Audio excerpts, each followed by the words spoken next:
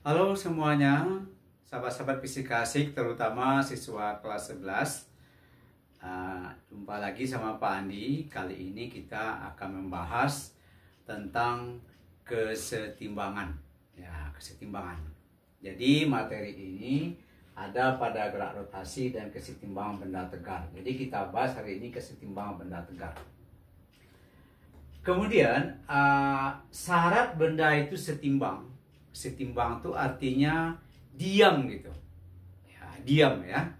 Jadi dia syaratnya itu ada sigma Fx sama dengan 0. Karena nanti kalau ada sigma Fx itu nilainya ada kma. Misalnya nilainya 30 Newton. Berarti dia bergerak terhadap sumbu X.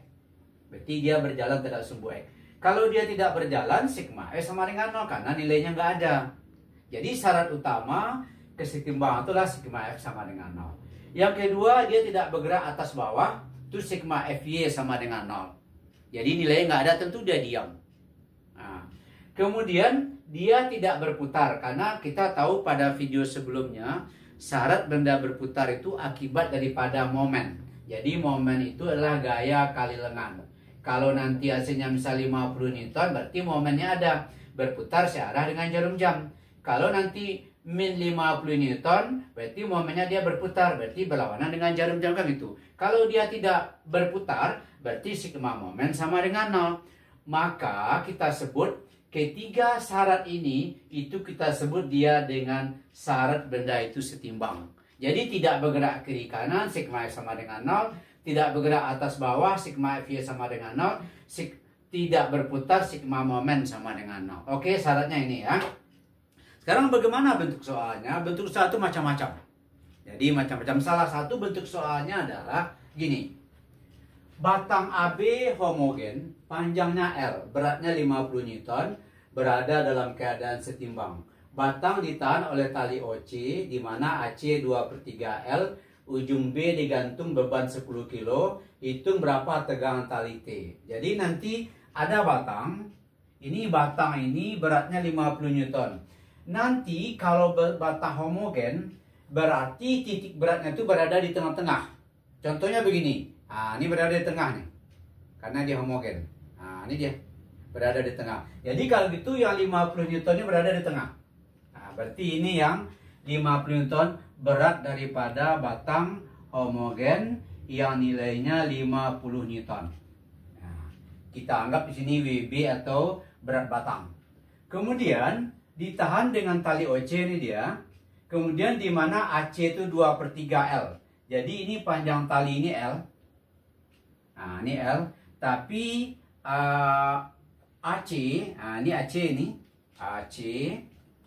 Ini AC. Ini AC ini 2/3 L.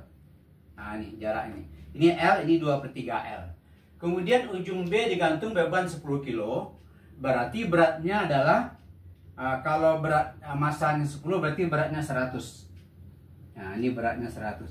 Inilah gaya-gaya yang bekerja pada ini. Pertanyaannya berapakah tegang tali? Tentu supaya dia nggak jatuh ada tali yang menahan. Ingat gaya tegang tali itu arahnya berlawanan dengan beban. Berarti arahnya ke atas. Kalau kita uraikan, ini T30. Berarti ini adalah T cos 30 derajat. Ini T sin 30 derajat. Itu gaya-gaya yang bekerja. Kemudian di sini ada gaya engsel karena dia kalau berputar tentu ada engselnya. Kalau dia berputar nanti horizontal, kita anggap engselnya itu H. Ini gaya engsel, dia berputar horizontal. Ini gaya engsel, dia berputar vertikal. Kita beri nama V. Di horizontal vertikal. Berarti ini gaya engsel ada dua. Berat beban. Ini gaya tegang tali, ini T sin, ini T cos, ini berat beban. Kira begitu. Pertanyaannya berapakah tegang tali? Ingat, syarat benda itu tidak bergerak setimbang, sigma momen sama dengan 0. Lalu untuk benda berputar pasti ada porosnya. Mungkin kita tetapkan porosnya poros A. Jadi mungkin bisa juga nanti porosnya poros C. Tapi mana yang paling mudah? Tentu yang paling mudah di mana gaya yang banyak di situ. Tapi kalau kita lihat di sini sama banyaknya gaya, ini sama ini A sama C. Tapi mungkin paling mudah kita ambil nanti di titik A. Jadi kita ambil sigma momen di A sama dengan 0. Berarti ini sebagai poros. Berarti kita ambil ini porosnya A. Nah, poros A. Lalu kita uraikan. Berarti ini kalau poros A, berarti sigma momen terhadap horizontal sama vertikal tidak ada. Karena kenapa? Karena lengan tidak ada. Karena kita tahu video sebelumnya, momen itulah gaya kali lengan. Kalau lengannya tidak ada, berarti momen tidak ada. Kenapa? Karena lengan itu adalah garis yang tegak lurus terhadap gaya yang bekerja. Kalau nanti tidak ada garis tegak lurus pada titik itu, berarti momennya tidak ada. Berarti nanti terhadap H dan V tidak ada. Kemudian terhadap W, poros A, berarti dia berputar begini. Berarti searah dengan jarum jam. Berarti ini WB. Nah, ingat momen itu gaya kali lengan. Lengannya ini. Karena ini adalah L, tadi berat batang itu berada di tengah-tengah. Berarti ini setengah L. Berarti lengannya setengah L. Berarti ini setengah L.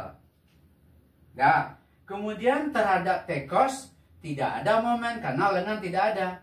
Karena tidak ada garis yang tegak lurus. Terhadap T juga tidak ada lengan. Kalau ini ada. Jadi lengannya ini karena ini T-nya ke sana, garis yang tegak lurusnya ini. Berarti ini jarak, ini sebagai lengan. Berarti lengannya 2/3 L.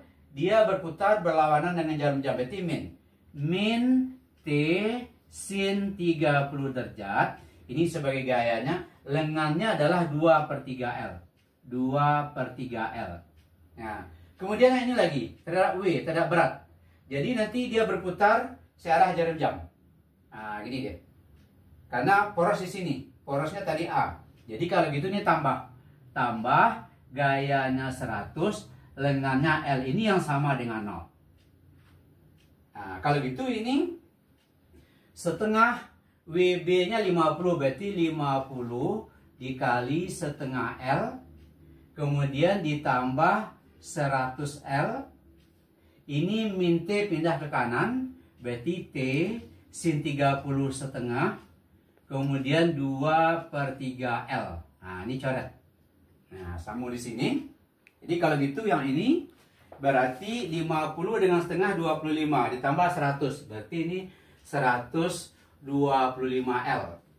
Kemudian sama dengan ini 2 ada coret, berarti ini 1/3 TL. Nah, berarti L hilang. Maka 125 sama dengan 1/3 T. Maka T sama dengan itu 3 kali 125. Berarti 375 Newton. Itulah gaya tegang talinya. Nah, selamat mencoba materi ini. Mungkin bisa diulang-ulang kembali channel ini, ya, supaya nanti lebih paham. Sebetulnya coba nanti diuji kalau sudah mengerti. Coba nanti uji kalau nanti porosnya C. AC-nya pasti sama nanti. AC-nya sama-sama 375. Oke, selamat mempelajari channel ini. Fisika itu asik.